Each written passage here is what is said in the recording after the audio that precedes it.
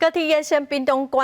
线年底就会来定案。交通部长李明安是表示讲，若说路线确定要经过高雄市区，除了即马高铁的左营站阁会来先增加高雄站，定是有土地问题，还阁甲地方来参详。未来敢会去延伸到台东咧？交通部是阁会阁进一步来评估。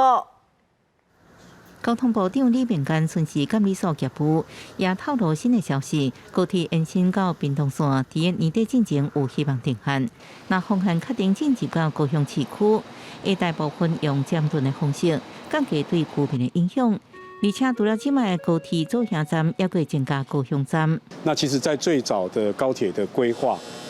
本来在高雄就是2个站，好，那左营站是辅助站，所以大家会感觉到左营站其实它的空间是比较小，好，那高雄站是一个跟台中站一样大，甚至比台中站更具有规模，而且是地下化的一个高铁站。李明安指出，高铁到屏东落地处已经是既定的路线，除了有留往屏东调少的路线以外，未来也希望延伸到台东，会伫适当的时机启动后续可能性评估路线。台东的部分，这个因为还没有启动相关的可行性评估，还有路线的选择，所以这个部分工法目前都还要再做进一步评估才能确定。那么延伸到台东，争取高铁到屏东联名，也向李明安看写，希望交通部重视小港机场按到潮州的高铁主干线一车到底延伸方案。我们希望说，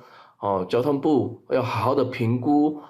详细的评估，先收集好民意。再来就是专业评估交通的专业评估